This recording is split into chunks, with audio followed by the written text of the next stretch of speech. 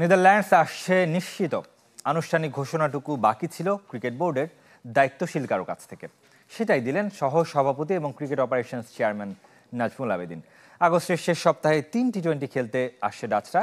সিলেটে হবে ম্যাচ। এদিকে পাকিস্তান সিরিজের ব্যর্থতায় এশিয়া কাপের স্কোয়াড থেকে বাদ পড়ছেন নাঈম শেখ। বর্তমান স্কোয়াড থেকে বাদ পড়তে পারেন নাঈম শেখ এবং মেহেদী হাসান মিরাজ। তাদের জায়গায় ঢুকতে পারেন দুজন তারকা ক্রিকেটার। সাথে 15 জনের স্কোয়াডে থাকতে পারে বড় চমক। এশিয়া কাপের আগে পেস ইউনিট নিয়ে মধুর সমস্যায় টিম টাইগার্স।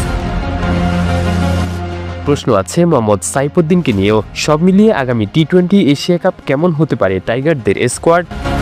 আগামী সেপ্টেম্বরে মাঠে গড়ানো কথা 2025 টি-20 এশিয়া কাপ 8 দলের টুর্নামেন্ট হবে সংযুক্ত আরব আমিরাতের মাটিতে। আসর সামনে রেখে প্রায় সবগুলো দল নিজেদের স্কোয়াড গোছাতে ব্যস্ত হয়ে পড়েছে। যে দিক থেকে পিছিয়ে এনে বাংলাদেশও শ্রীলঙ্কা এবং পাকিস্তানের বিপক্ষে পরপর 2টি সিরিজ জিতে দারুণ আত্মবিশ্বাসী এখন টিম টাইগার্স। তবে বর্তমান স্কোয়াড থেকে আসতে পারে বেশ কিছু পরিবর্তন। দুর্দান্ত পারফর্ম করে টি-20 দলে ওপেনিং পজিশনে থিতু হয়ে গেছেন পারভেজ হোসেন ইমন এবং তানজিদ তামিম। দুজনকে ঘিরে বড় স্বপ্ন দেখছে লাল সবুজের ক্রিকেট প্রেমীরা। তবে তাদের ব্যাকআপ হিসেবে কে যাবেন এশিয়া কাপে তা নিয়ে আছে বড় একটা প্রশ্ন। দীর্ঘ 38 মাস পর দলে ফিরেছেন নাঈম শেখ। ঘরোয়া লিগে দুর্দান্ত পারফরমেন্স করলেও ন্যাশনাল জার্সিতে 3 ম্যাচে ব্যর্থ ছিলেন তিনি। তাই এশিয়া কাপের আগে বাদ পড়ার সংখ্যায় রয়েছে বামহাতি এই ওপেনার। তার মতোই প্রশ্ন আছে ওয়ানডে কাপ্তান মেহেদী হাসান মিরাজকে নিয়েও। বাকি 2 ফরম্যাটে ধারাবাহিক হলেও টি-20 ক্রিকেটে মানানসই ব্যাটিং করতে পারেননি মিরাজ। পাশাপাশি বল হাতে দিতে পারেননি আস্থার প্রতিদান। তাই এশিয়া কাপের পূর্বে মিডল অর্ডারের বিবেচনা থেকে বাদ পড়তে পারে তার নাম। ওপেনিং পজিশন থেকে নাঈম শেখ বাদ পড়লে আবারও সৌম্য সরকারকে ফেরানোর সম্ভাবনা রয়েছে। গত গ্লোবাল সুপার লিগে মোটামুটি উজ্জ্বল ছিলেন এই ব্যাটার। 3 নম্বর পজিশনের জন্য থাকবেন অধিনায়ক লিটন কুমার দাস। প্রথমবারের মতো কোনো বহুজাতিক টুর্নামেন্টে বাংলাদেশ দলকে নেতৃত্ব দেবেন তিনি। এদিকে স্কোয়াড নির্বাচনের সবচেয়ে বড় সমস্যায় পড়তে পারে মিডল অর্ডার নিয়ে। বর্তমানে স্কোয়াডে থাকা সদস্যদের মধ্যে একমাত্র তাওহিদ হৃদয় স্বীকৃত মিডল অর্ডার ব্যাটসম্যান। আপাতত তার সঙ্গে নুরুল হাসান সোহান অথবা তরুণ মাহিদুল ইসলাম অঙ্কন হতে পারেন একমাত্র সঠিক সমাধান।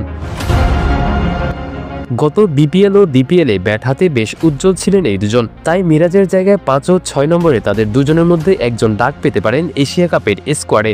এছাড়া ফিনিশার হিসেবে দলের সঙ্গী হতে পারেন জাকের আলী অনিক ও শামীম হোসেন পাটোয়ারি। সব দিক বিবেচনা করলে বর্তমানে জাতীয় দলের সবচেয়ে ধারাবাহিক ব্যাটার এই দুজন। তাই টুর্নামেন্টে বড় দায়িত্ব সামলাতে হবে তাদেরকেই। স্পিন বিভাগে সবচেয়ে বড় নাম হবেন সহ অধিনায়ক শেখ মেহেদী হাসান। তার সাথে থাকতে পারেন রিশাদ হোসেন এবং নাসুম আহমেদ। বলা চলে এক বৈচিত্র্যময় স্পিন ডিপার্টমেন্ট নিয়ে আরব আমিরাতের মাটিতে যাবে বাংলাদেশ। পেস ইউনিট নিয়ে মধুর সমস্যায় আছে নির্বাচকরাও।